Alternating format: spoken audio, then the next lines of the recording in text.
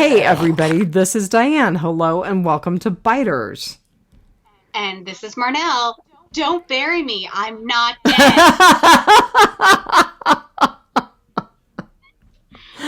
Oh, we are here to review a movie. And I always feel woefully unprepared to do movie reviews. I don't know why.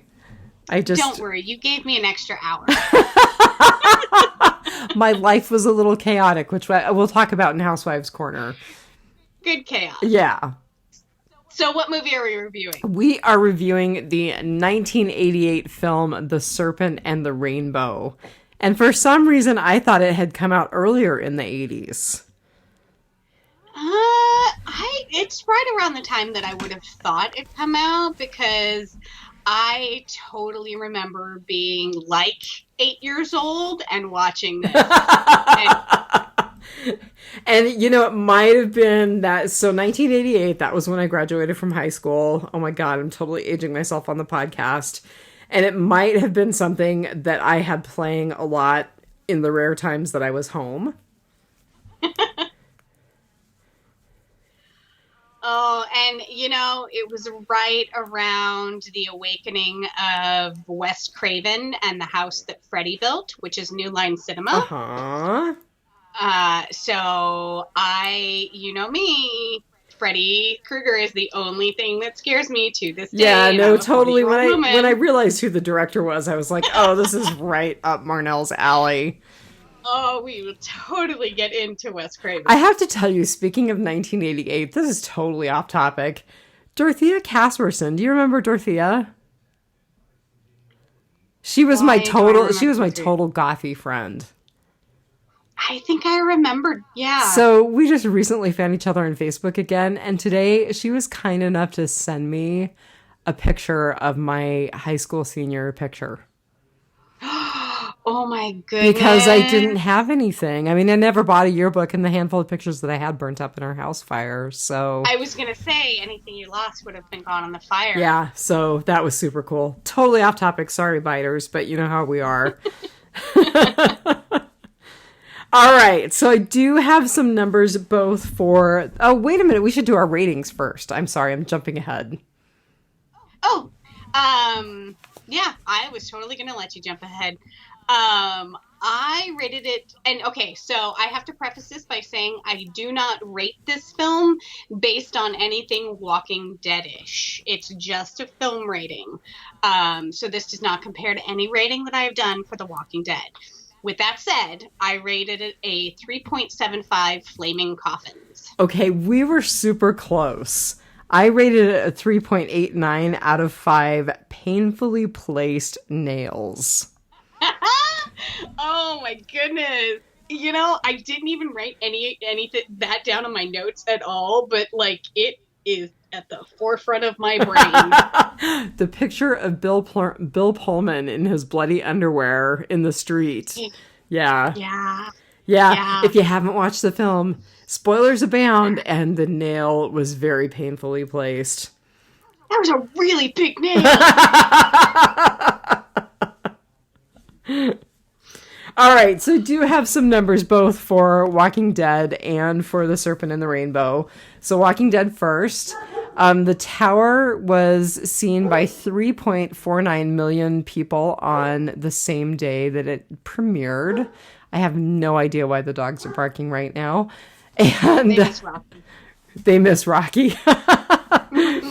And the tower was actually up from Look at the Flowers, which only had 3.26 million. So, well, it was sort of the season finale, so yeah. And I'm kind of wondering if that's why people tuned in.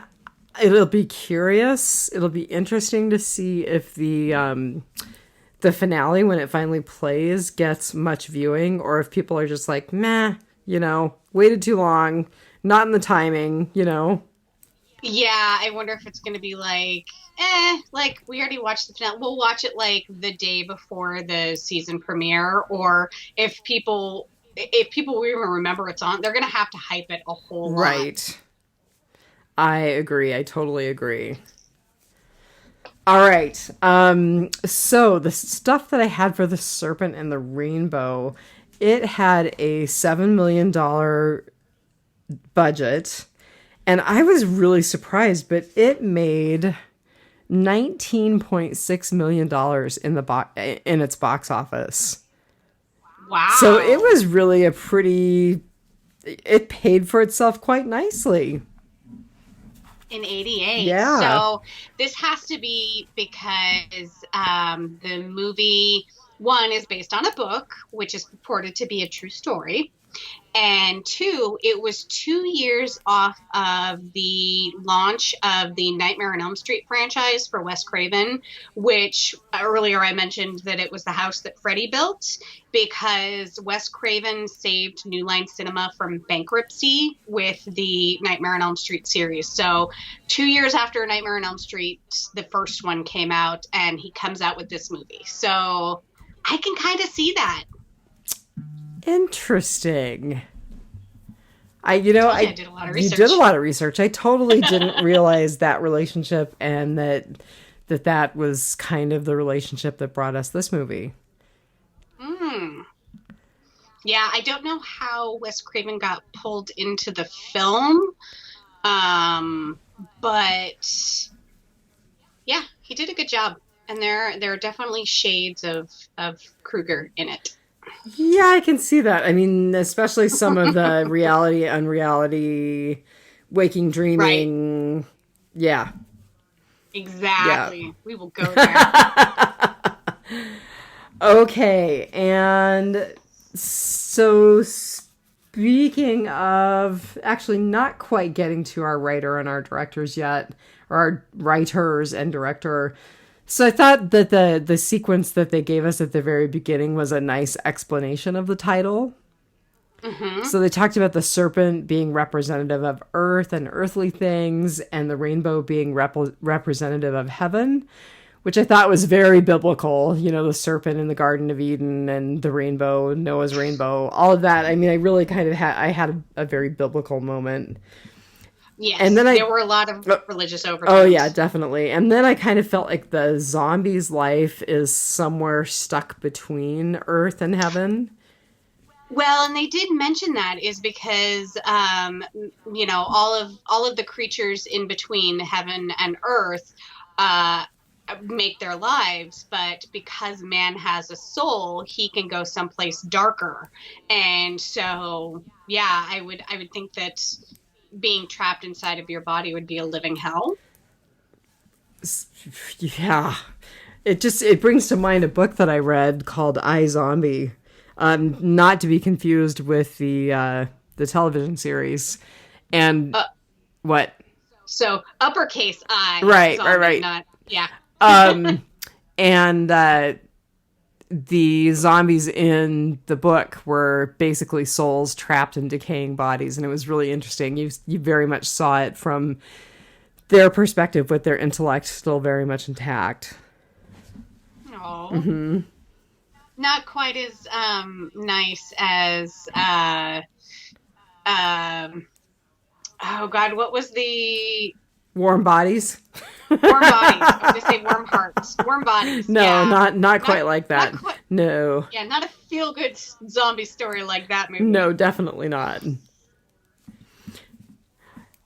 So now we can talk about first our writers, and we really have three. So we have Wade Davis, who is the anthropologist and ethnobotanist who wrote the book that the movie was loosely based on.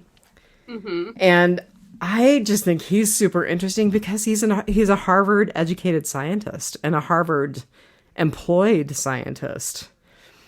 Right. Like watching this movie and doing some reading about the book, not just reading about the movie, but reading about the book really makes me curious about the book, whether he experienced something, or he believes that he experienced something, or if this was just an awesome money grab.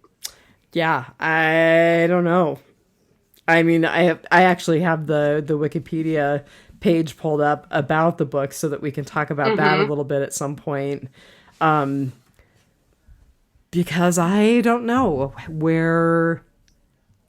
much of the book bears resemblance to what he experienced, if anything in the book bears any resemblance to what supposedly he experienced in the movie, you know? So from what I can gather, there was something that I read that everything in the movie is fictionalized except for basically the powder, the botany of the powder, and the mid-'80s overthrowing of the dictator Jean-Claude Duvalier.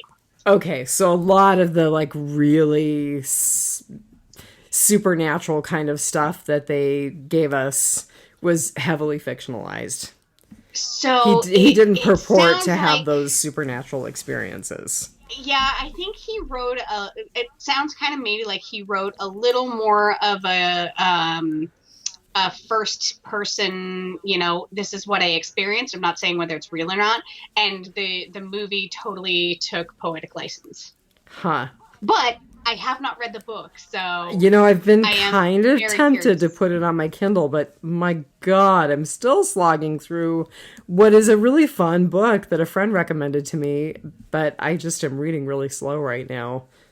So I wonder if it's on Audible, because somebody gave me a $50 gift certificate to Audible, so... And I have been needing something that I can listen to while I work from home, so. Okay, I am going to totally look on Audible right now because I have it on my phone. Like, my whole life is on my phone. Oh, God, who would read it? It would be awesome if Bill Pullman would read it. He was so great. I just loved him. Bill Pullman is great. I mean, he was great in the 80s. He was great in the 90s. He was great now, like everything. I mean, when you can be the president of the United States in, oh God, what's that? The movie with the aliens? Independence thank Day. You. Independence Day. And you can be Lone Star in Spaceballs. Okay, so it is not on Audible as far as I can tell. Darn. Yeah. I mean, you never know. You might be able to find like an old version of it through a library that you can still borrow, but... Books on tape. Right, but many of them have actually been converted to digital now, so... Well, I'd have to find an open library first. No, you find an online library. In fact, one of the major online libraries, I want to say like New York City, was making things like really readily accessible for people because of the pandemic. Yeah, there's always curbside pickup. All right, so he was our writer of the novel. I don't think he wrote at all for the series, for the movie rather. No. The movie screenplay writers were Richard Maxwell and Adam Rodman, and I believe that Adam Rodman actually wrote under a different name when he wrote the screenplay. I'm going to tell you, first of all, they both haven't worked in a really long time, according to IMDb. There were a couple of things that Richard Maxwell was involved in that I had heard of. Pensacola Wings of Gold. Yes. Okay, you're going to tell me you know this, right? And then No. But I was just like, oh my God, I recognize Pensacola Wings of Gold. Well, and then I recognize Earth Final Conflict as well, but did not watch that either. Oh, I don't think I recognized that one. And then Adam Rodman actually wrote a CBS school break special. Which kind of cracked me up. So that was the thing that was listed right before The Serpent and the Rainbow as a writing credit for him. And I thought, okay, we go from writing after school specials to writing voodoo scary stories. Well, it was the 80s. I mean, they were kind of one and the same. They were, actually. They both kind of carried the same message. Right? Don't have sex. Don't drink. Definitely don't drink the zombie powder. Don't take rides from strangers. Like, yeah, it was all the same message in the 80s. Sorry, He did write an episode of Fame. I know, I saw that. And that's going to make me hum that theme song for the rest of the time. And then I was kind of interested in the Vietnam series that he worked on, but Mm-mm. I don't know that I'll be interested enough to track it down. No, probably not. Anyway, yeah, not a lot about either of those gentlemen, and no recent work for either of those gentlemen. Now, talk to us about Wes Craven. Because you love him. I love Wes Craven. God. So, I've said quite a bit about him already, but of course, he was kind of the father of the 80s horror movie, A Nightmare on Elm Street, the whole series. The Hills Have Eyes. Yes. And you know what? I'm actually seeing there's a whole bunch of stuff that I have not seen that he's like Freddy versus Ghostbusters. When did that happen? I don't know, but that sounds kind of funny. It does. It's right after Freddy versus Jason, which I did see.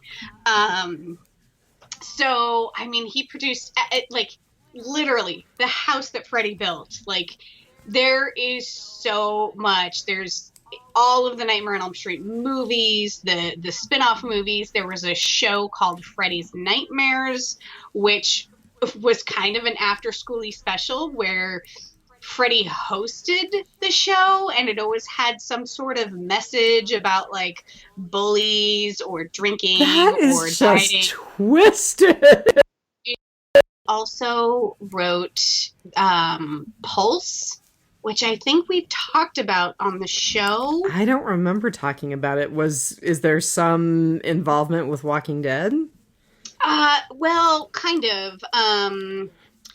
We talked about that movie where the cell phones give off a signal that kind of makes people zombies, and Pulse is a very, very similar movie. Wait, isn't that just what happens in everyday life?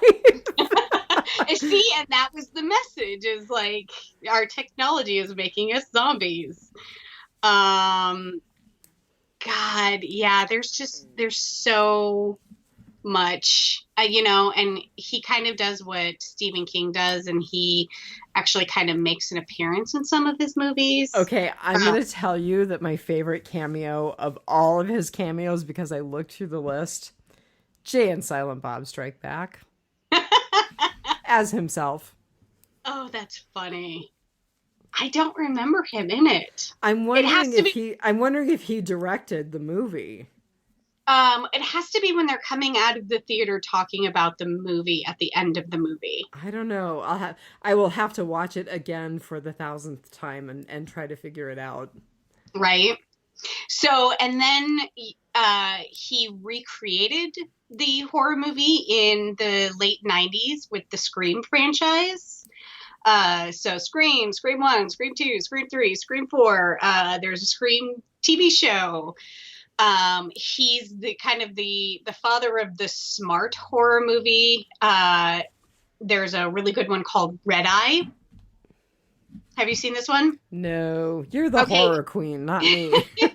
Well, and this doesn't involve any like magical bad guys or anything. This is a guy like holding a woman kind of hostage on a plane. Like, it's a full plane, and he is making her use her job to do something for him, he basically have somebody killed in her job, while he's holding her on the plane. And it's just, it's a thrill ride. It's a very, very good movie.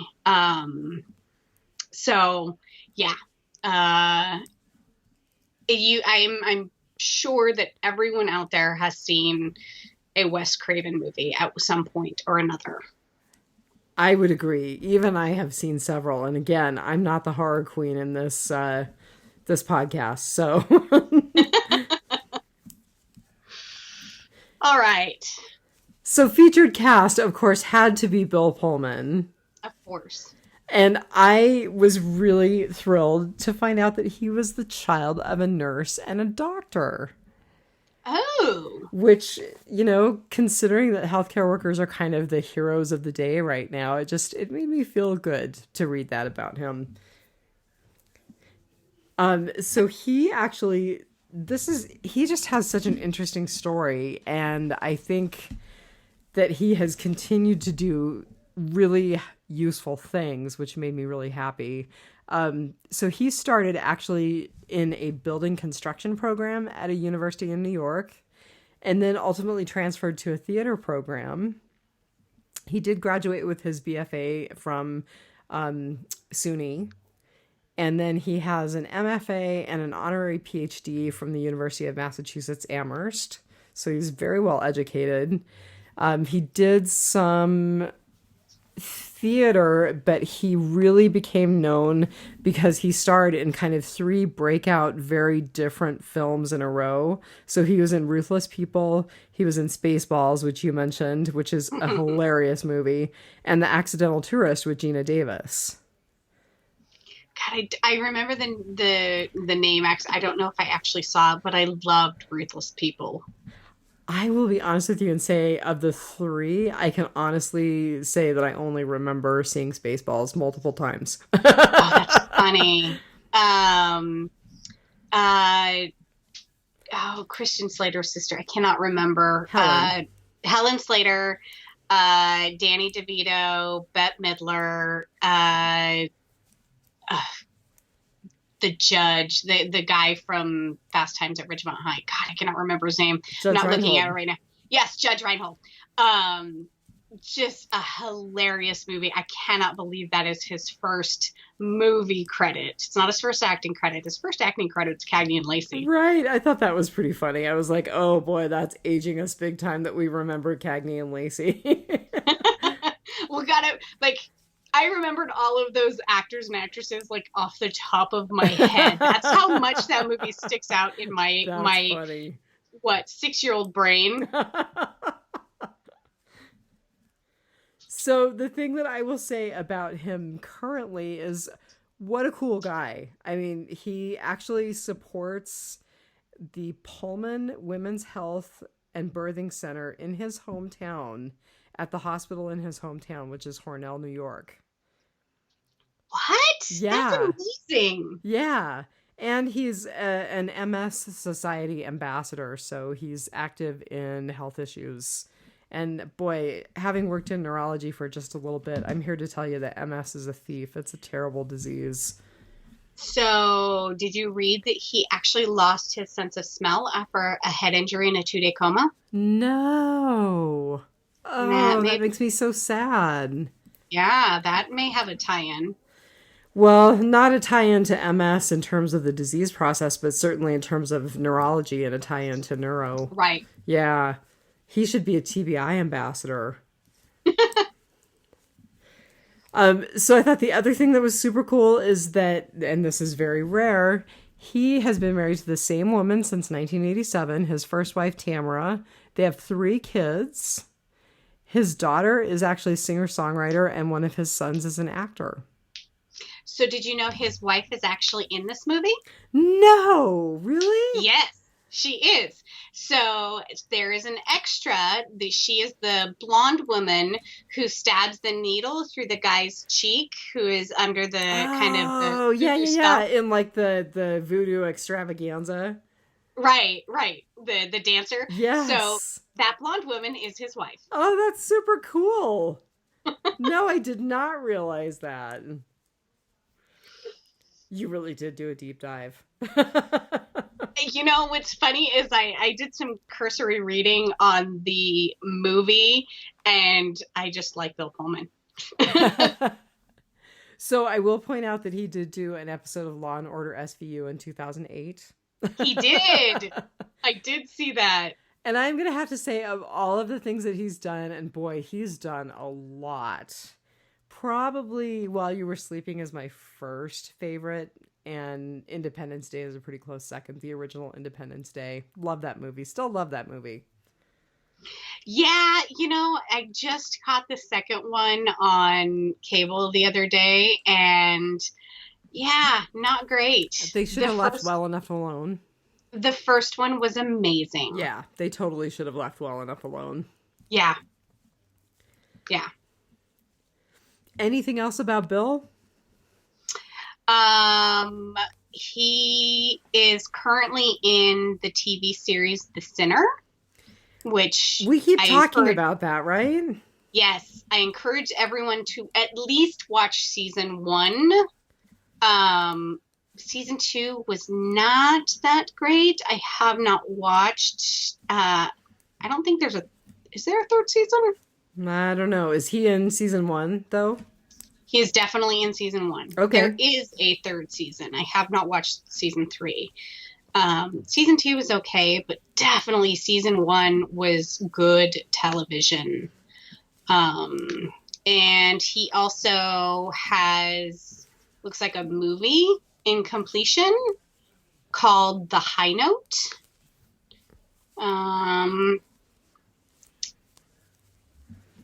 It's got Ice Cube in it and Eddie Izzard, That's an interesting combination. right? Bill Pullman, Eddie Izzard, and Ice Cube.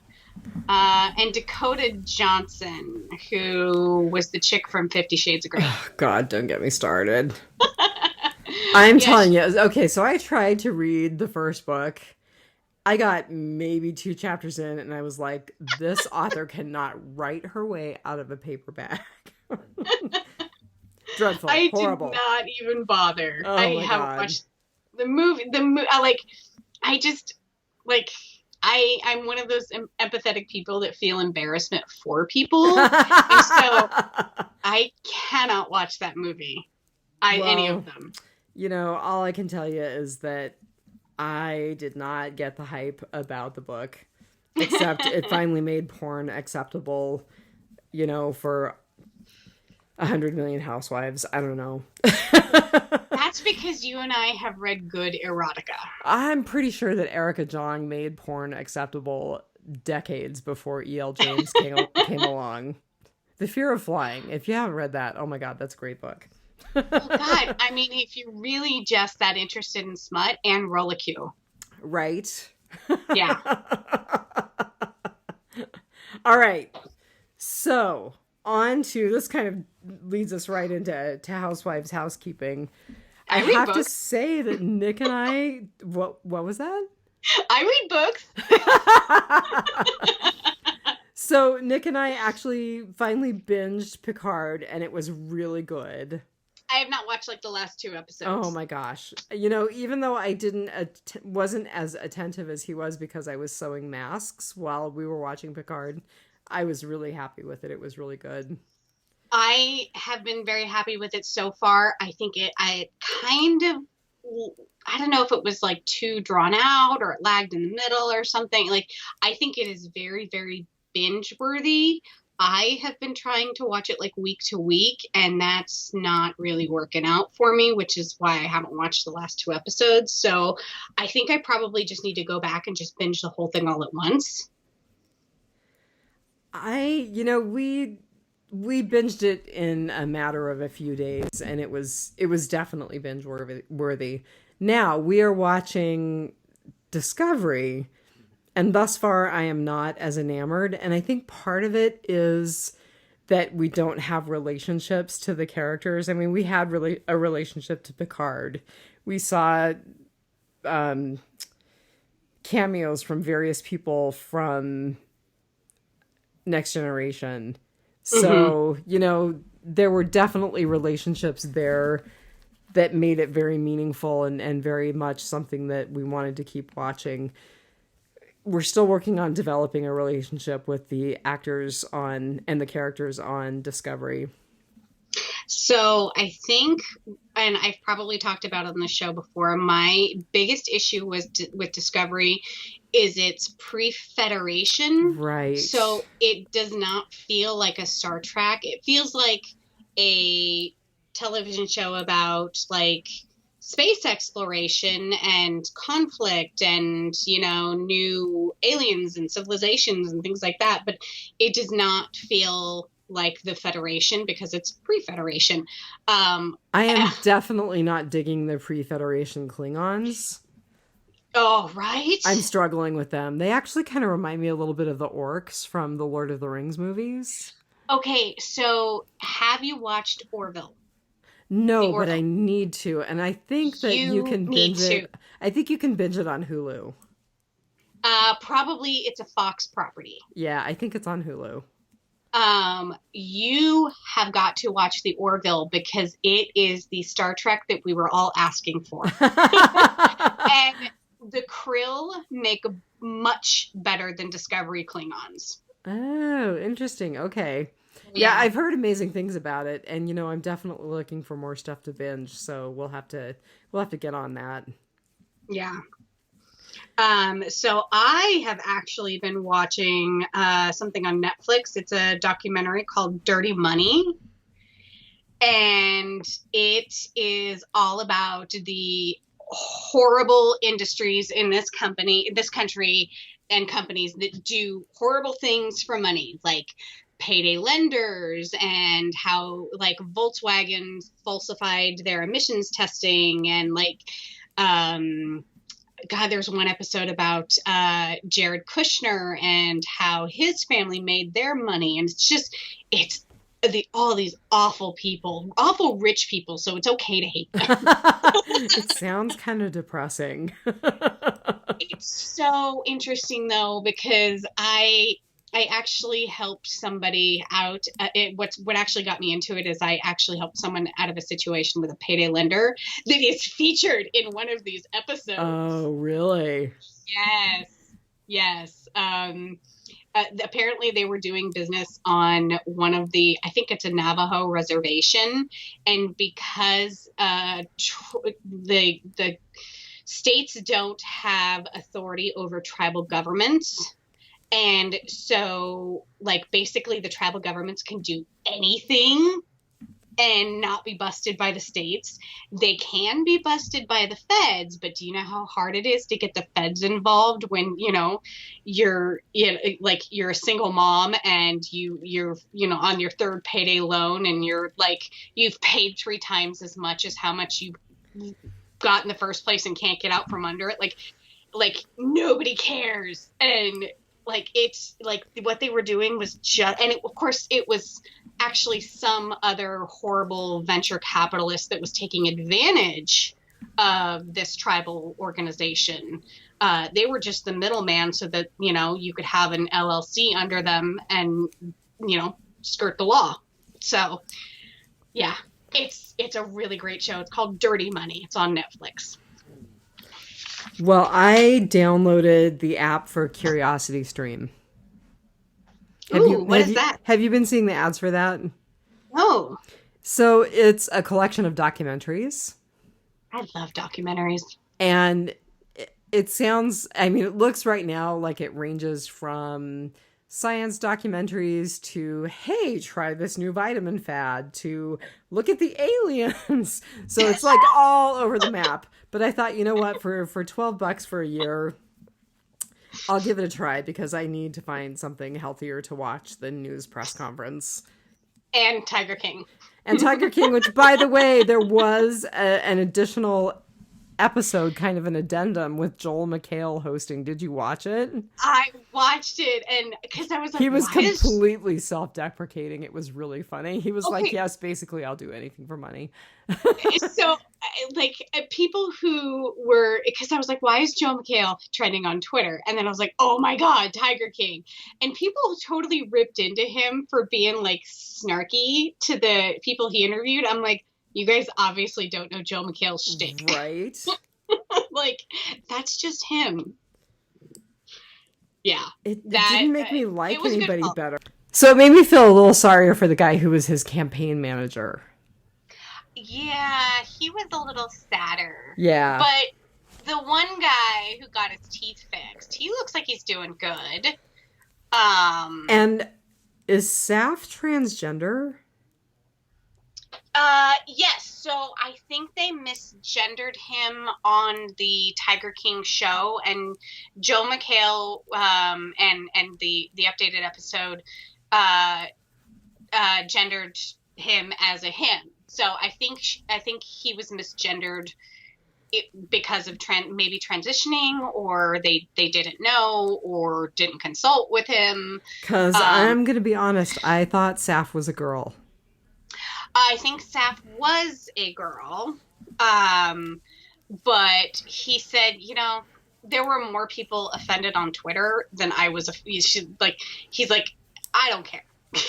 You know, like, I'm sure he must be trans and we just didn't get it, you know? yes, yes, that's what I believe is he identifies as a he, and because he is more feminine kind of on the show, I guess. I don't know.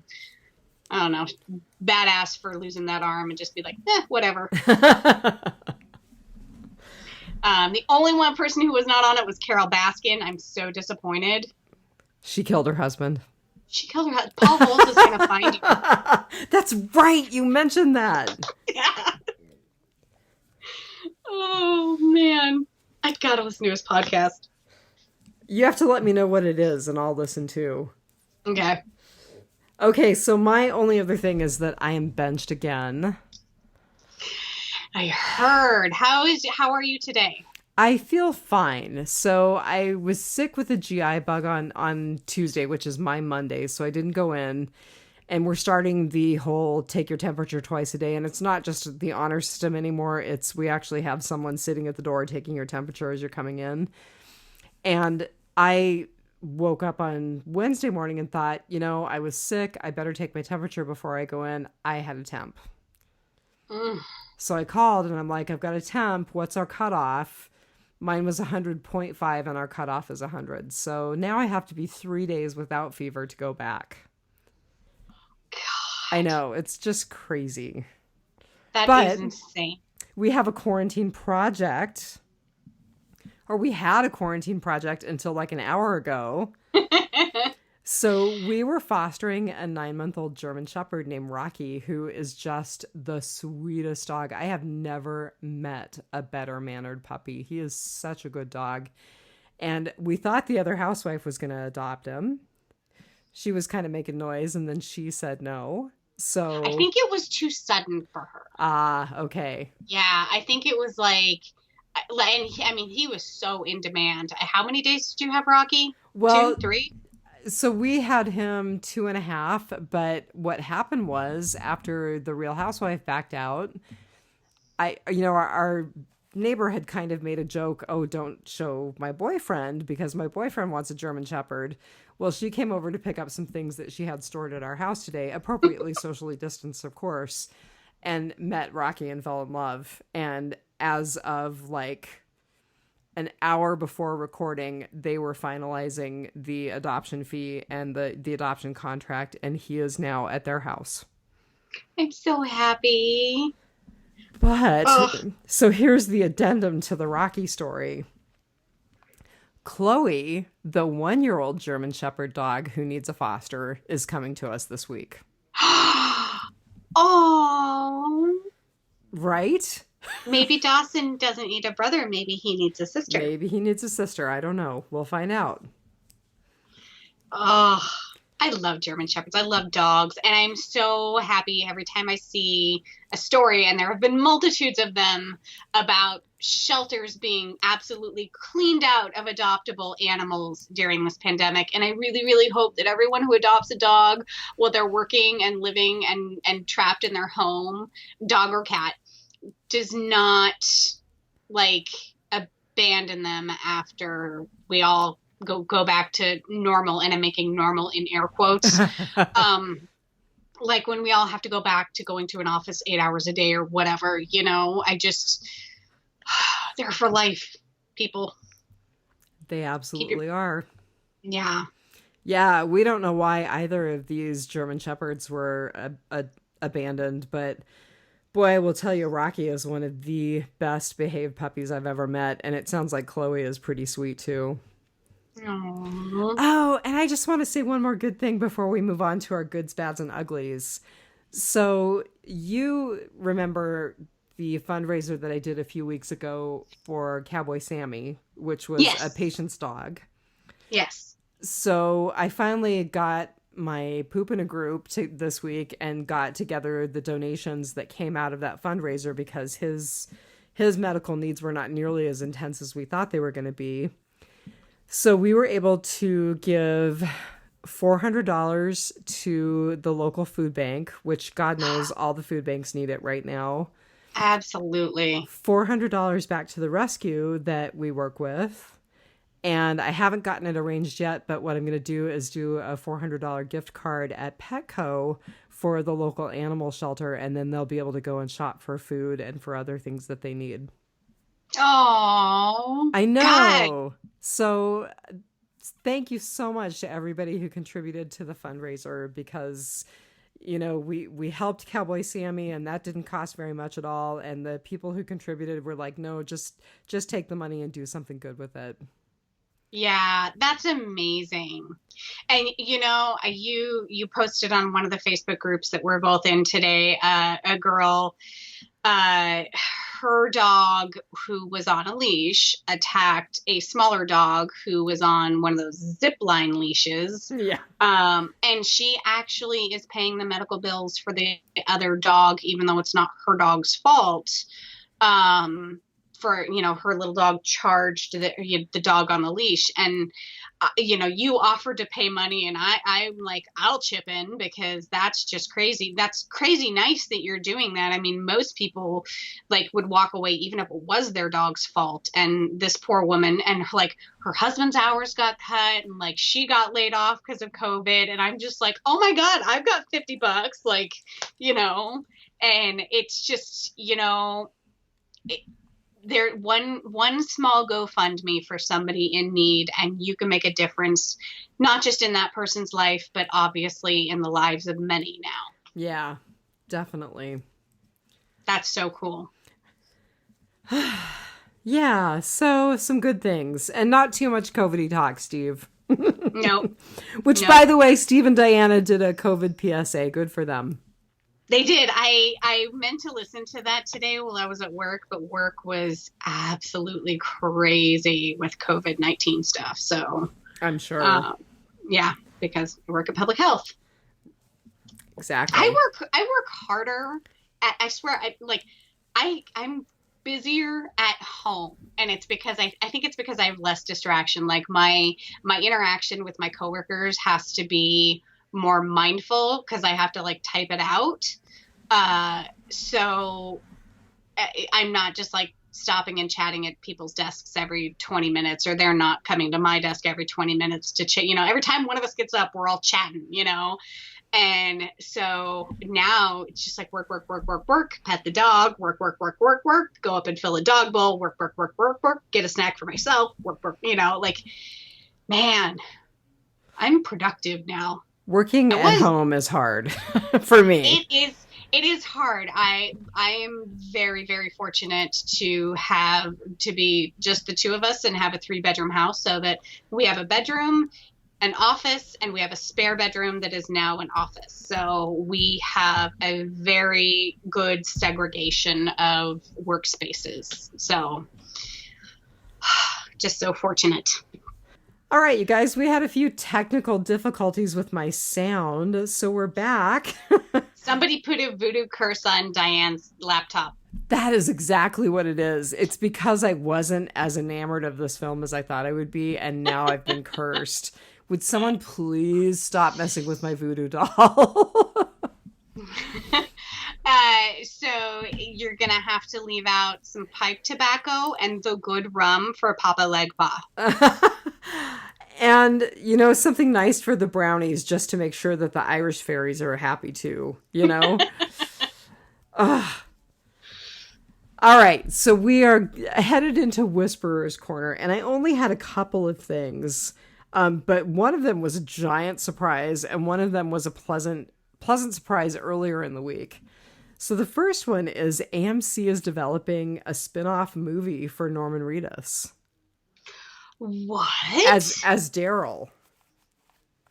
How did that not trend on Twitter for a day and a half? So the articles were new as of today, and it sounds like what they're intending on doing is basically making it sometime after season 11 or season 12. That's what they said in the little blurb.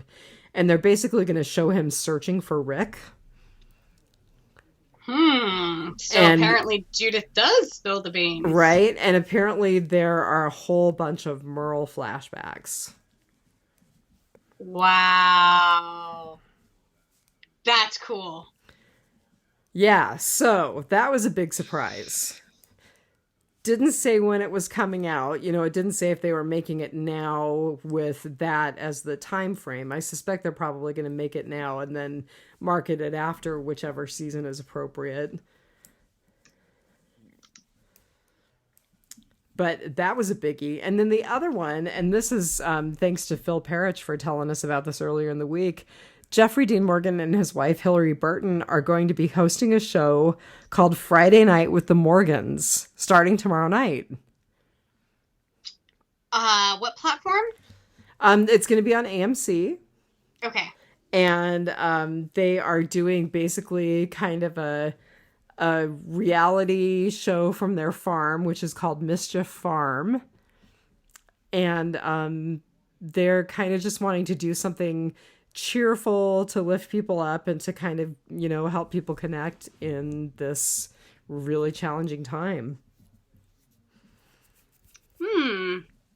That'll be interesting. I'm going to try to remember to watch. I think it'll be fun. Yeah, I definitely am too.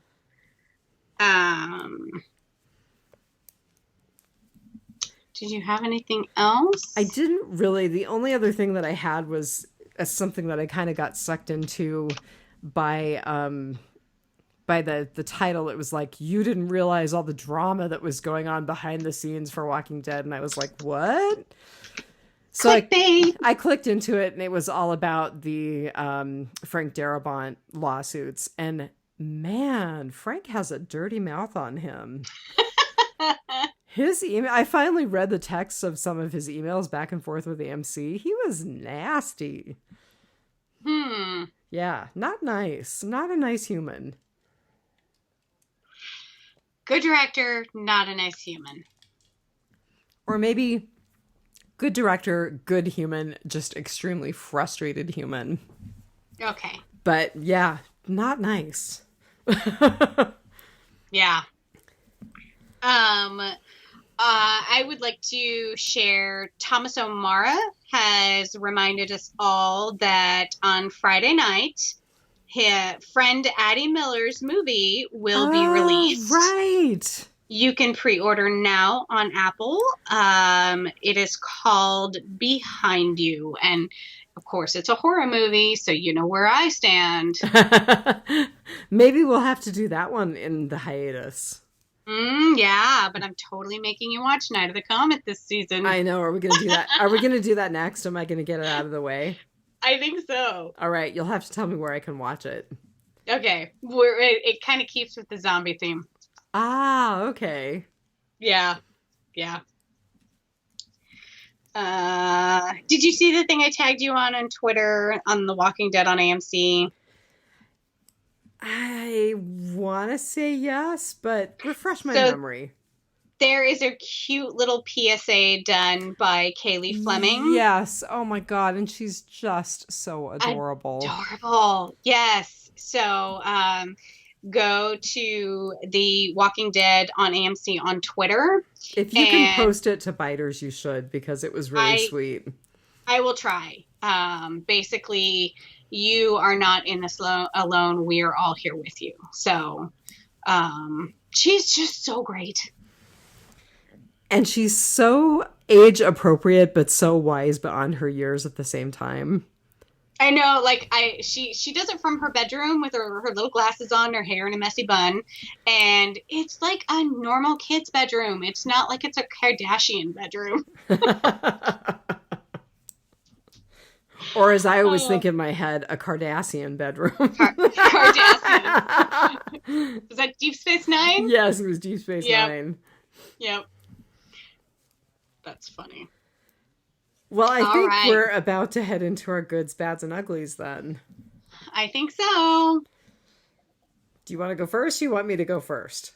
So I can go first. And because we have started to talk about this earlier and I have put it off and put it off and put it off, the whole Freddy Krueger Nightmare on Elm Street dream horror tie-in, I am there for it. It does not really pick up until about 2/3 to 3/4 of the way in the movie. So I thought the movie was kind of a little slow in its storytelling. But once you start getting into Bill Pullman kind of being pulled into the voodoo nightmare, is when I start to pay attention. So there were so many things that I recognized from the Nightmare on Elm Street franchise, and all of a sudden I have the hiccups. The things like the mummified hand, like crawling back into the soup, the evil moving chair that he had been previously strapped down to, Right. and there was a nail involved. Yeah. Just like your exits slamming shut on their own and trapping you in there. The trope of using someone's image as kind of a puppet to lure you in somewhere, and those long grabby arms from the prison cells, all of those things right there just scream Nightmare on Elm Street to me. Like, all of those same horror tropes were used in his movies, and there was even some like minor scores of music, like when he fell through the door that you should just be able to walk through, but he fell through it and was like hanging, by his hands. Mm-hmm. There was a sound that is frequently used in the Nightmare on Elm Street, and it just takes me back right into that dream hellscape of Freddy Krueger. And right up until the end, when you think the bad guy is dead, and all of a sudden his burned body comes shooting out of nowhere and, is still trying to kill you. It just, like, all of that, I'm so here for, because it scares the crap out of me, and I love it. I was seriously, right before we got on Skype and started talking, there was something online about how when they marketed the movie in the 80s, I couldn't find it on YouTube, but they had done kind of a weird viral ad campaign in the 80s where it was like they were showing these scenes, and I think it was more like an after school PSA of like, I don't know, don't do voodoo. I don't know. But there were a whole bunch of scenes that actually didn't make it into the movie. And it was like, it was like it could be real. It was sort of, like back then, I mean, we still kind of have a little bit of satanic panic, but I mean, people were really freaked out about stuff that they really should just not be freaked out about. But I was trying on YouTube, I was watching the original theatrical trailer, and one of my dogs barked in the backyard, and I shot straight up out of my chair. That's funny. I'm not kidding you. To this day, Freddy Krueger still gets me. Oh, and now anything Freddy Krueger related. So that was my good. I'm a horror fan. I love Wes Craven. I love to be scared. You can't escape dreams. And it creeps me out. I love it. So this is kind of rotting potpourri. This is not my good, but it fits in with your good, so I'm going to bring it up now while I'm thinking about it. The scene where the woman at the dinner becomes possessed and tries to kill Bill Pullman. Uh-huh. That was one of the scariest scenes for me still. Oh, that's funny. Yeah. That guy could get to Bill Pullman anywhere. Yeah, that was super creepy. Yeah.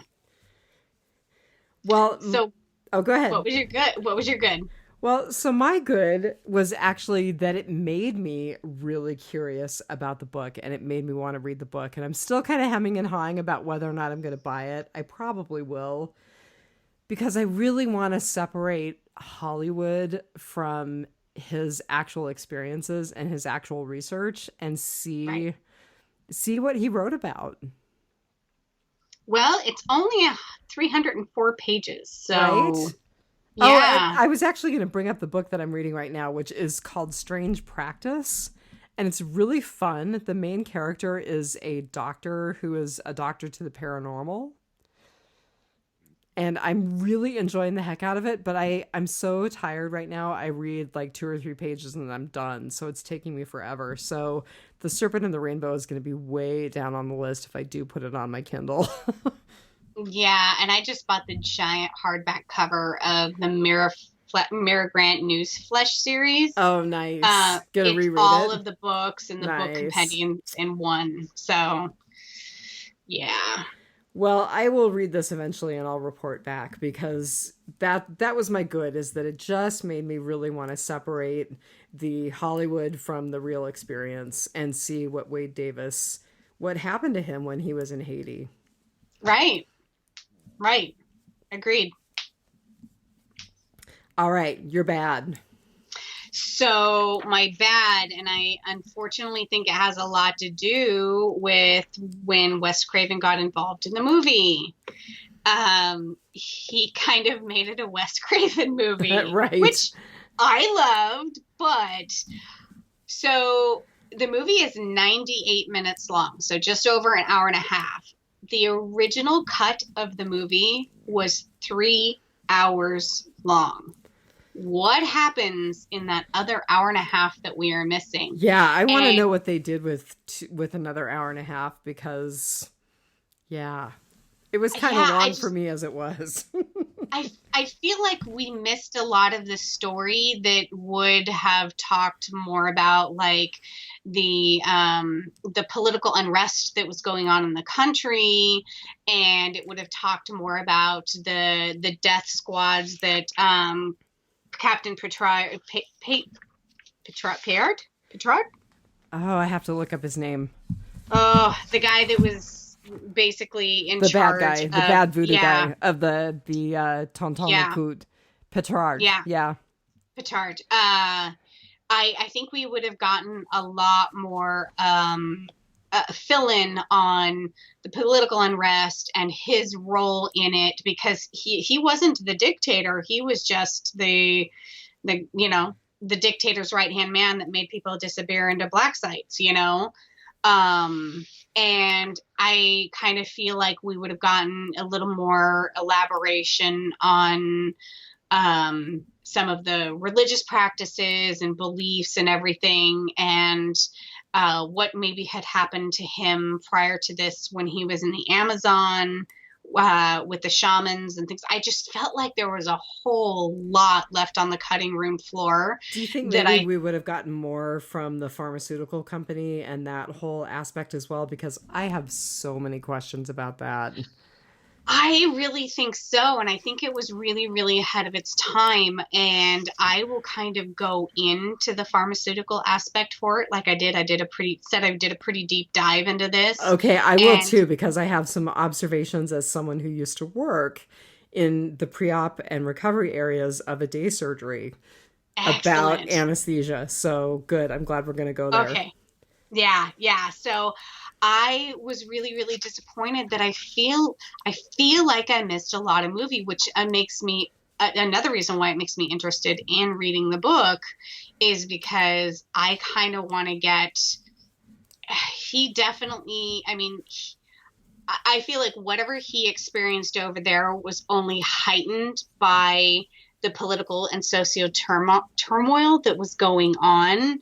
And if he had any sort of run-ins with those big, scary police dudes that like would disappear you into a black site, then heck yeah, I'm sure any trip that somebody would have sent me on would have been a bad trip. So, I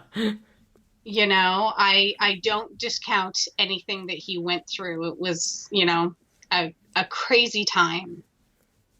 In fact, it was so crazy that actually when they were filming it, the people that they were in contact with in Haiti could no longer guarantee their safety, and they actually wound up filming the last part of the movie in the Dominican Republic because it was they basically were just like, yeah, we shouldn't be here anymore. Let's hop islands. Same island, the other half. Yeah.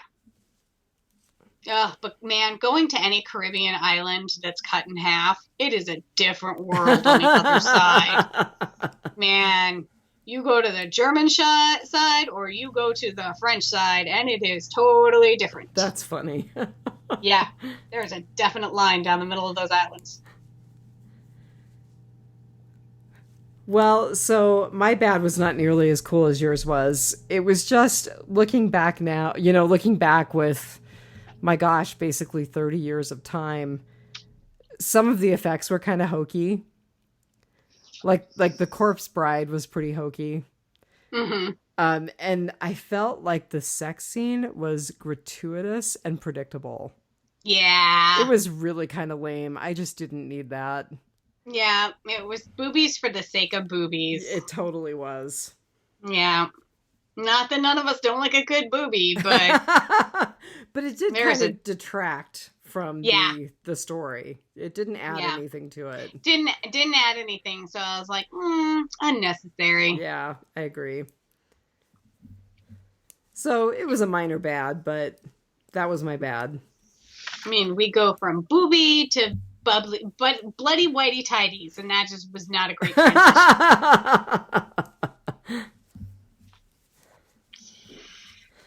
Oh, man. All right, tell me your ugly. My ugly is sort of where we get into our properties and powers of psychedelic plants. Did you happen to see which plant was heavily featured?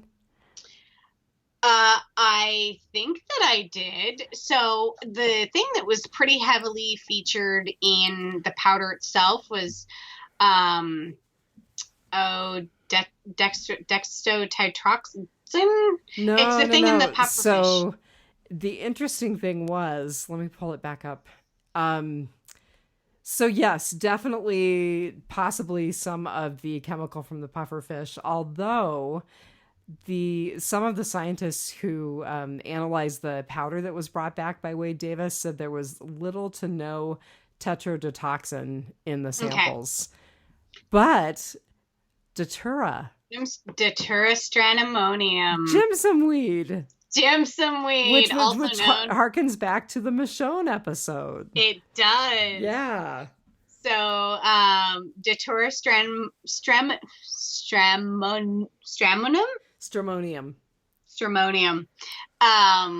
is also a scopolamine is a derivative of Datura. Okay, I'm pretty sure I said this the last time we talked about scopolamine. I told you about my little old lady who went crazy with her scopolamine patches.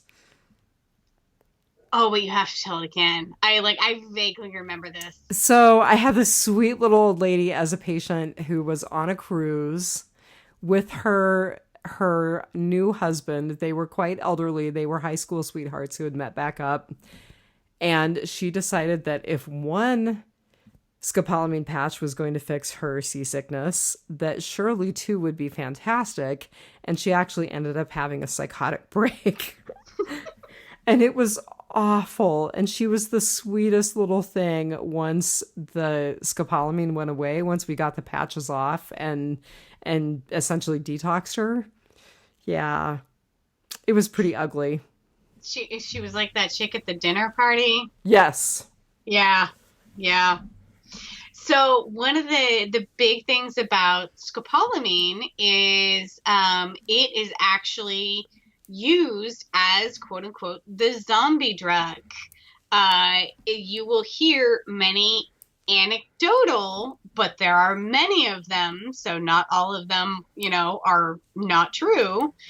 Anecdotal reports of tourists in South American countries having a powder blown into their face or having a liquid soaked business card handed to them, or somebody sprays them with a perfume bottle, and they wake up days later having their bank accounts cleaned out, and not having any memory of what happened. And basically, the devil's breath makes you a living zombie where you walk, talk, speak, you can do all of these things. You are highly open to suggestion, and you have amnesia later, which makes it the perfect drug to put you under to make you, a slave, basically. So all I have to say is that if I wasn't already staying home, that would convince me that I don't need to travel. And, it's one of those things that, like, oh, you read on the internet that, like, this tourist got taken advantage of and blah, blah, blah. And it's, okay, so, like, that one anecdotal thing. Well, there are hundreds. So, I mean, the folklore has to come from somewhere. Right. At least some of them have to be true. And so with the amount of stuff that is out there, the drugs that were used in these zombification ceremonies, so they used the pufferfish toxin, and that will, if it does not kill you, it is a paralytic. And so that leads me to believe that's the paralytic that makes the person appear dead so that they are buried. And so I was doing a little bit reading about what happened in the book. And so Christoph, the man who was purported to have come back from the dead years later. Okay, and wasn't that just horrifying when they showed them lowering him into the grave and you could see him crying? Crying. Yeah. So in the book, from what I could read of in the excerpts of the book, was his family actually had a land dispute with his neighbors, and this is the theory, is that the neighbor gave him this paralytic poison so he was buried, but then he was dug up and used as a slave on the guy's farm for 16 years. And only when the guy died did the guy who had the farm was giving him something to keep him in an altered slave-like state. It sounds like they were giving him datura. Jimsum. Jimsum. Yeah, exactly. And so when the owner of the plantation or whatever died, no more scopolamine, and he starts wandering the streets until his family recognizes him, thinking he had been dead all of these years, only it really, really is him, and poof, you have zombie lore. He was somebody's zombie servant for 16 years after being risen from the grave. Like, this makes a really compelling story that can be explained by science, but if science is not part of your everyday life, then it's a definitely compelling zombie story. Well, and the thing that's really interesting, and they make this point in the movie, because of course they show you that other woman who was brought back, who had been a zombie, who was in the mental institution, and she's clearly completely shattered. Yeah. They make the point that Christoph was exhumed before any brain damage could occur. Mm-hmm. That he hadn't been suffocated under the dirt for so long that brain damage occurred, which I thought was interesting. Right.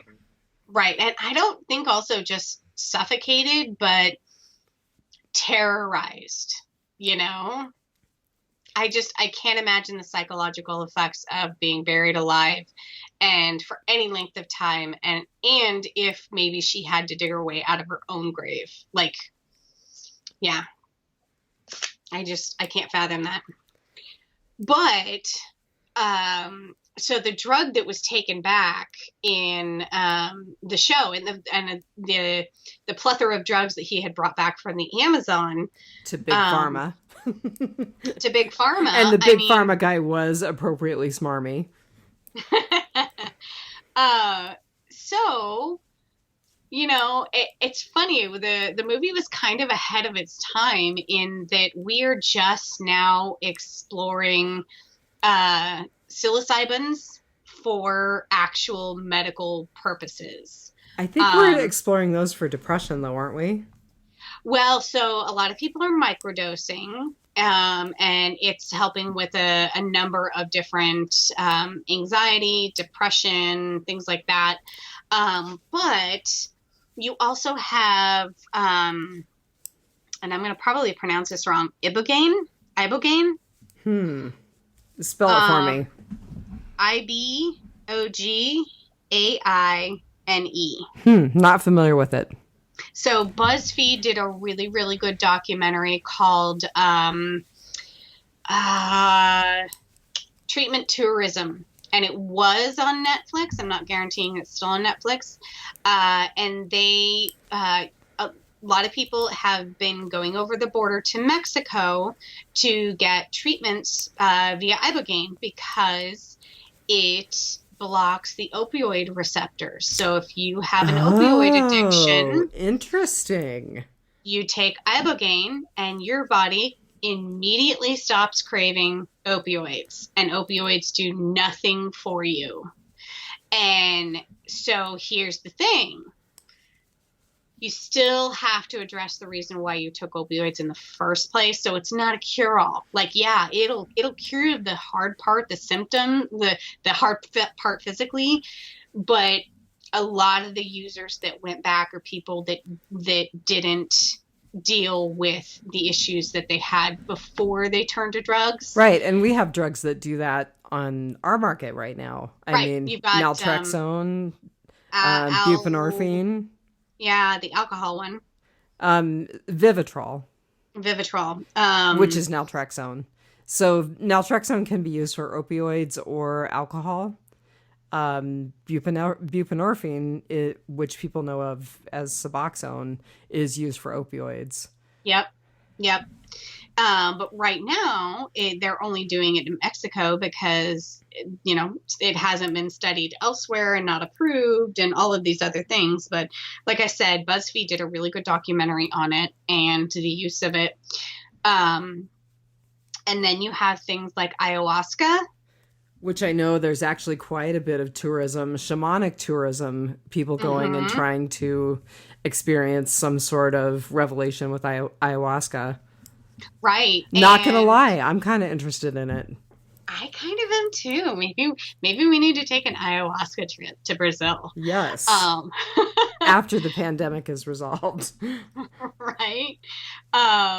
So an ayahuasca is actually a hallucinogen that is used to it's more for dealing with mental trauma, basically. People who have PTSD or, severe anxiety and depression, or which I'm actually fairly sure that the chemical that they show Bill Pullman's character getting in the Amazon at the very beginning is ayahuasca. Yes, absolutely. And so it does have these properties that make people basically euphoric after use, and that kind of like they feel like they can walk 200 miles out of a jungle with their new jaguar friend. Right. But the interesting that I found about ayahuasca is it's not like somebody just goes and scrapes a tree bark off of a tree and makes a tea. There's actually a couple of other ingredients that are put into it that help it's DMT is the chemical. I'm not even going to try and say the actual chemical name, but it's DMT.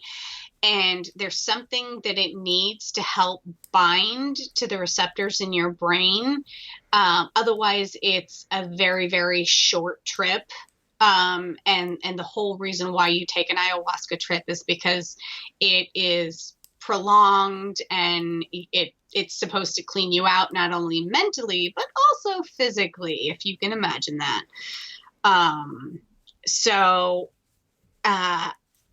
I did like even peyote. I mean, name a region of the world, culture, or a religion, and there is some sort of psilocybin that has been used for centuries to take them on a spiritual journey.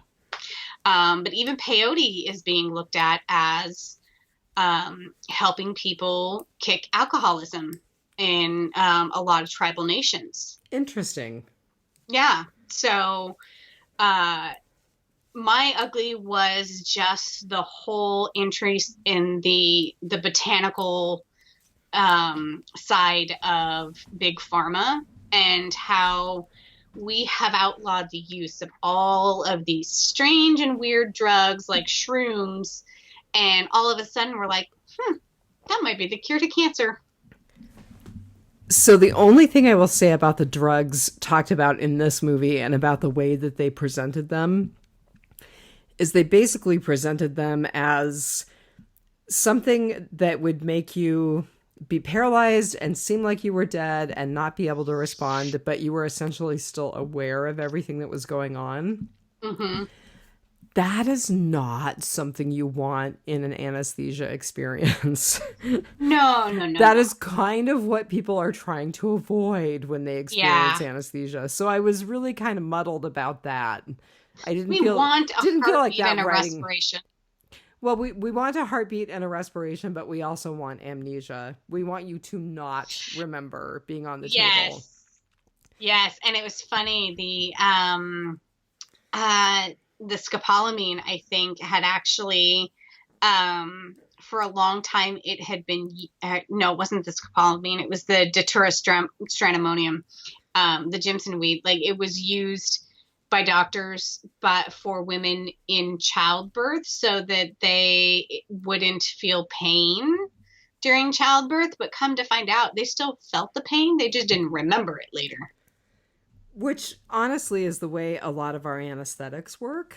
Yeah. But I didn't really get the sense from the way that they were talking about these drugs like there was that additional amnesic effect.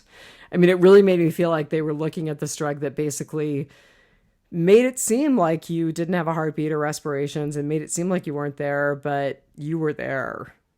So and I felt like it was kind of sloppy writing. Well, I think that was the whole mystical blending of the different things. It was apparently, remember when they pulled the body out of the grave and Bill Pullman's like, I hope this isn't a child. Uh-huh. In the book, it was an infant. Right. Yes. So he crushes an infant skull in the book. Yeah, I remember that. A corpse infant, let's be clear, but an infant nonetheless. So I think it was the mixture of all of these things. So that's why I've been talking about like all of these different drugs is you could probably put the detrotoxin with the scopolamine and the toxin takes effect, paralyzes you, makes you appear dead. And then when you're dug up later, you still got the effects of the scopolamine on you. So you seem like you're in a zombie-like state and you have amnesia and all these things. So I think because they were putting all of these herbs and dirt and skull and pufferfish and, just all of this stuff into this bottle of powder that I'm like, yeah, no, like that could do anything. And it's appropriate for us to explore those things again. It is. It is. And, we're definitely making some interesting strides forward in mental health with some of these things. Ketamine. Yes. They're treating severe depression with ketamine and seeing pretty amazing results. So, yeah, it's pretty interesting. Makes me want to read the book even more. And I just all of these Schedule 1 drugs that are suddenly like, maybe we should look into these instead of just labeling them bad recreational hippie drugs. I mean, if it makes you a little happier and a little better at life, then I don't know, maybe take a little bit of it every now and then. I mean, for the love of God, how much do we all drink at this point? Couldn't be any worse. COVID-19 is going to make me an alcoholic. Mm-hmm. So my state just approved curbside pickup of beer and wine from restaurants, which is absolutely unheard of. That's like our open container. Our alcohol board is the biggest bunch of Puritans, and like now they're like, yeah, no, curbside pickup for your weed. You can get a bottle of wine with your shrimp scampi. They're just like, Yeah, it's I it's just an want to say interesting it's world out harder there. to get fabric in this state than it is to get weed. Oh yeah, I Which, believe that. by the way, your zombie pinup fabric arrived today and it's fabulous. Yay! I still have to get a picture of me wearing the other masks. They're so well made. Thank you. Oh my God, the quality on them. So I think I told you, I think I either told this to you earlier or the other housewife. Somebody sent me a mask with the exact same Walking Dead fabric, but yours is like double-sided. It's got the bias tape. There's the little kind of like pull apart in the middle where I could probably put a filter up in between the two layers, Yeah, and like that's what it's for. it's like just primo quality. That's I because loved yours. I am a professional. You are a professional. I mean, if you were in this for money, Which I'm not. It's a labor nope. of love. And to get rid of some of that fabric that's piling up around and I excuse to actually buy more. got a giant box of fabric donated to me by a friend who's a quilter, so I have a ton more fabric. That's awesome. Yep. So, right. did you have an ugly? Did we talk about your ugly? So have I stopped talking about my ugly? My ugly is kind of brief, and I hope the way that I say it doesn't sound racist, so please don't take it bad if it's not the way I mean it. But the black actors in the film, they were so good, especially the guy who played Christoph. And I don't know if they're Haitian or if they, I don't know what their countries of origins were, but they just had a bunch of phenomenal actors who were very well cast as Haitians in this film, and I appreciated them very much. Yeah, I think a lot of them were kind of local. Um, I was kind of looking around at some of their IMDb profiles. So the guy that played Kristoff was actually in The Mask of Zorro and I The saw Scorpion that. King. Yeah. A Wrinkle in Time. This guy is no slouch. But it really doesn't have any details as far as like his country of origin or anything like that. Yeah, I didn't really like the chick who played Marcel or whatever her name was. She was all right. But Marielle. Marielle, that's right. Yeah. But I felt like the people who were cast as like the indigenous Haitians were really great. Really liked them a lot. I like the guy who played Lucian, the bar owner who helped him make the powder. Right. He was a super fun guy. Yeah. Like his bar would be the bar I would hang out if I ever went to Haiti. Minus the rooster fights. Oh, God. One job. The husband has one job. You said rooster fights and the dogs were like, where? Right. And of course, the guy who played the creepy bad guy, Dargent Petrard, he was actually in a number of big films. He hasn't worked in a while, but he was in Waterworld. He's been in an episode of X-Files.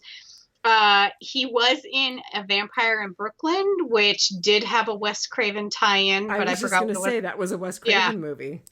Yeah. Wasn't an episode of Law and Order.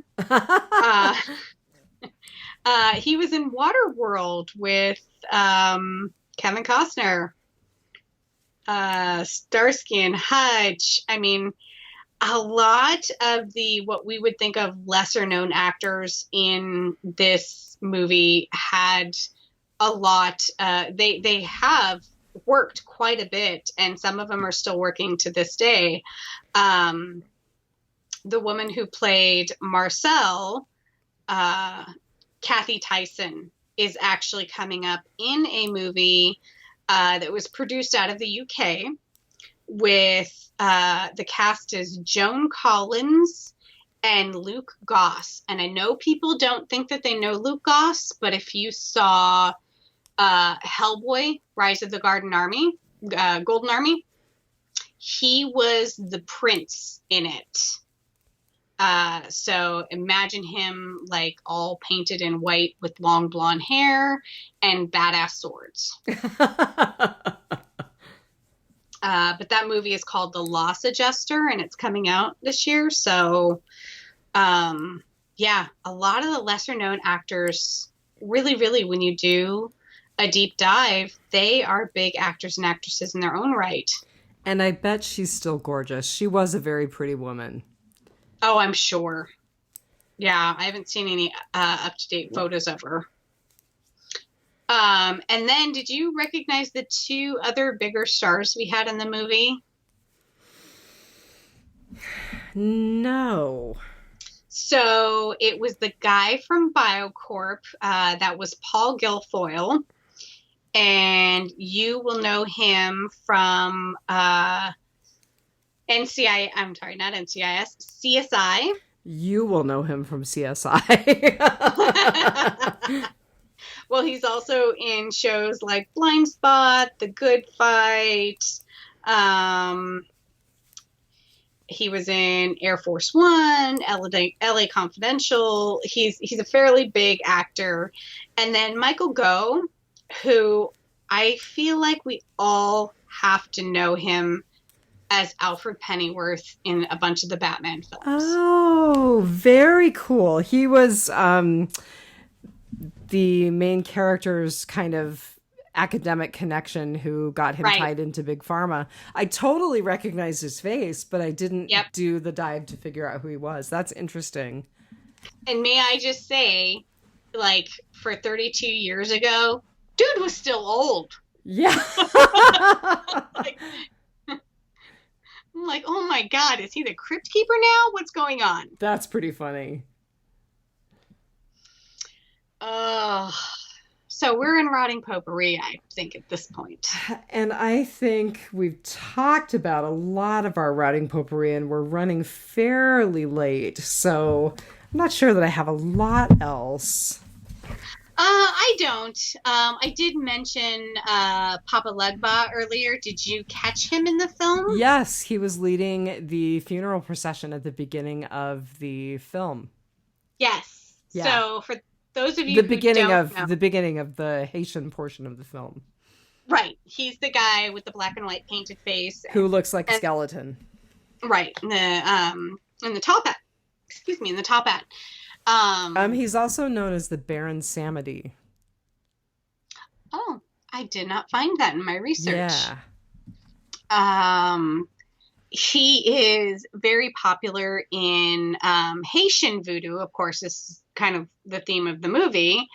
And it's funny, I noticed his Vivo all over around us anywhere there was voodoo taking place, like when the one guy was officiating the wedding, or just in the background of his house.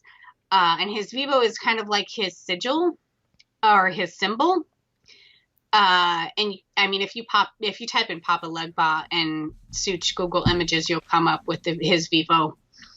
I want to say, if people want to see an interesting depiction of the Baron Samedi or Papa Legba, there's an episode of American Gods that's quite good. And I would recommend the American Gods Papa Legba over the American Horror Story Papa Legba. Oh yeah, pretty scary. He was depicted as somebody who would like demand the sacrifice of an infant child for favors. Okay, yeah, that was not at all the American Gods Papa Legba. So he's really actually not a bad spirit. He's the one when you're doing a ceremony, he's the one that you introduce or bring into first, and he's the one that is the last to go. And he sort of represents the in-between and the tie to it's either Elwa or Loa. Loa. L-O-A. Okay. Loa. Okay. There's some I've other read spellings some of it. really, really great stuff about voodoo, and now I can't for the life of me remember where it came from. I'll have to try to dredge it up. It's mostly spelled LOA, but there's been a couple where it's LWA. Um, but But the Loa are the gods who take possession of the priest or priestess as they're conducting the ritual. yeah. And he is known to do favors for payment, but the payment is not the sacrifice of an infant child. Like I said, it's usually I can speak, pipe tobacco Or rum. or rum or chocolate. He's also fond of chocolate. A Loa after my own heart. Minus the tobacco. But I mean, he's really neither good nor evil. I think he's one of those that, if you summon him for evil, that's what you're going to get. If you summon him for good, that's what you're going to get. He is a reflection of, what your intentions are. Now I really want to see what Wade Davis's experiences with voodoo were. Mm-hmm. Because do you believe in voodoo? I believe in a lot. I don't know how to explain it other than... So there's a song by a pagan group called Velvet Hammer called Blessed Be. And one of the lyrics is, "You wouldn't believe how much I believe." And Elton John did a song about Papa Legba. No, really? He did. I'm going to see if I have to find it now. Oh, that's funny. Anyway, so do I believe in voodoo? I believe there are things beyond our ken. I believe that there are spirits that we interact with. I believe that our faith and our belief has a lot to do with how those things manifest in the world. Mm-hmm. Does that make any sense? Are you feeling a sharp pain in your neck right now? Ah, you're terrible. How about now?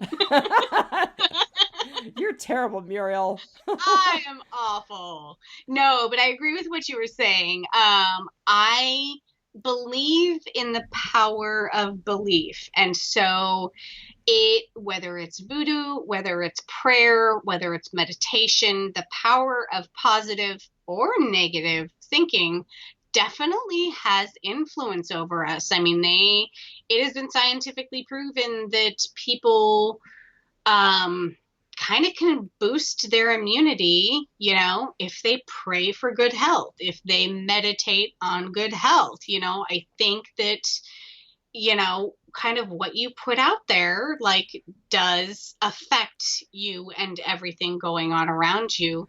And I also believe that magic is just unexplained science. So I'm not going to discount anybody's religion or what they believe, because as long as you're not harming anybody else, it works for you. Okay, I'm going to get a little creepy on you. I actually have had experiences where I have seen people manifest different aspects of God. And for me, it was pagan aspects of God. But I have seen people's facial features transform. Not just mannerisms, not things that people can fake, but really their facial features change. It's pretty creepy. So, and on the other side of that coin, I think I've said this on the podcast before. When I was a preteen, early teenager, there was a lot of turmoil in my family home. And I believe that we manifested a poltergeist. We had a very malevolent spirit in our house. In the house on Long Run? No, Schweitzer. So there was a malevolent spirit in the house on Long Run also. I believe that too. I got that. I was too young. I have to tell you, one time... Now we're getting really weird. All the people who listen to Biters who think they're going to think we're totally crazy. But I can honestly remember a coffee cup rising off of the table and doing a full 360 and then going back down onto the coffee table. Ugh. And there were just bad vibes in that house. And yeah, some of it was probably bad juju from all of the trauma that we experienced as kids. Yeah. There was a whole lot of negative energy. And look, the scientifically, the universe does not destroy or create energy. It only changes form. And so if bad vibes are put out there and you have a lot of bad vibes in a very concentrated place for a prolonged amount of time, you know, I mean, it's either going to manifest itself in some way like that, or it will make people physically ill. Be good, people. That's the moral of the story. That is the after school special of this story. Yeah, and the other after school special of this story is that if you are going to attempt to manifest any of these spirits, make sure your intentions are pure. Mm-hmm. And if you're going to do any psilocybin type drug, you should do it under the practice of somebody that you trust who has done it before, or somebody who is contractually obligated to keep you safe, preferably with some sort of medical training. Still want to go on an ayahuasca trip. I think we need to put that into our future. That's our bucket. You still have to buy the Atlanta tickets first before you buy any tickets for the Amazon Basin. I do. Infection Con is still on. Infection Fest is still on. Infection Fest? It's called Pandemic. Pandemic. I don't think they would appreciate being called Infection Fest right now. Well, Pandemic is so much classier. When we're in a pandemic. Yeah, I need to buy tickets. Yes, you do. Yeah. What's funny is when I said infection, I was trying to go through the different types of zombies that there are out there. And Mira Grant used to have a really great list posted, and it was like the voodoo zombie, the infection zombie, the parasitic zombie, the alien invasion zombie, the radiation zombie. So, of course, we have covered the voodoo zombie now.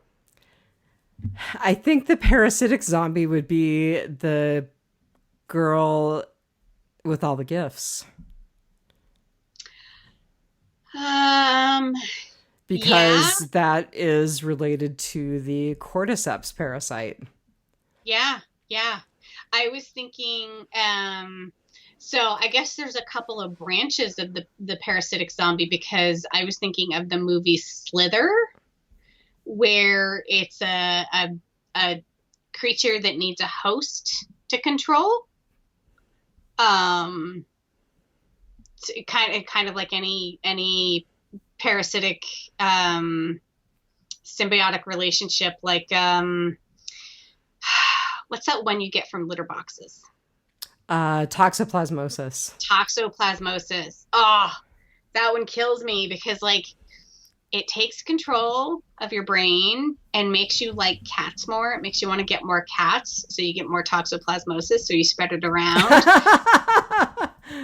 It just like totally puts you under its like parasitic spell. It's voodoo parasitic spell. But there's a really good book. I cannot remember the author, but they talk about the different type of parasites and how they take over not just like the function of your body, but even parts of your brain and how you act. And not, I mean, you as in like the host, not you as in a human being. One of them is found in ants, and the ants feed on the grass that cows have been pooping on, and this parasite lives in the intestine of cows. And so in order to complete the life cycle, the ants have to get eaten by the cow. And so it takes control of these ants, and it makes the ants stand on the very edge of the grass and basically just hold up their hand like they're in some like crazy, snake charmer religious cult.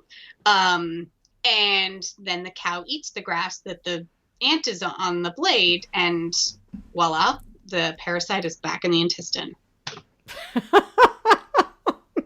But I mean, it dictates the ant's behavior to finish its life cycle. It's just crazy. So zombies are among us. Every day.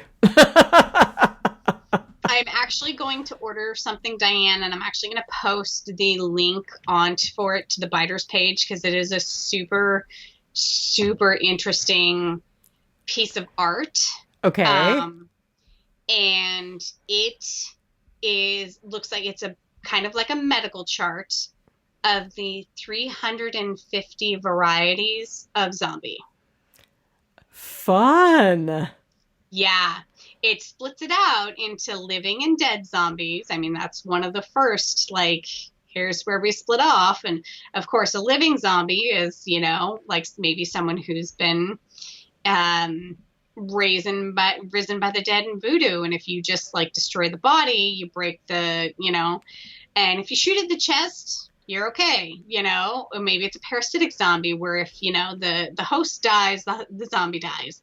But then you have like, you know, maybe the radiation zombie, and you can't shoot it in the chest, you know, you have to shoot it in the brain. Yeah, like it's this amazing piece of art. I'm buying one for Diane, and I will post the link on the Biters page. Very cool. Because it is super, super cool. I will have to find a place in my office to hang it because people think I'm crazy. So I just have to add to the crazy. Well, it looks like a medical chart. So. Which, by the way, I'm getting a new picture of Ganesh for the podcast room, which I'm very excited about.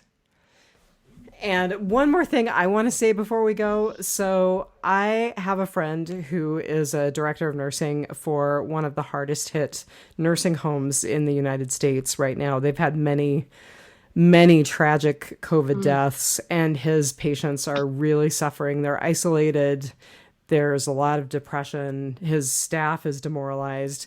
So I'm going to bake a whole bunch of cookies and fudge and do a bunch of like cheery little notes and put them in the mail for them this weekend. So I would encourage folks to adopt a nursing home. Yeah.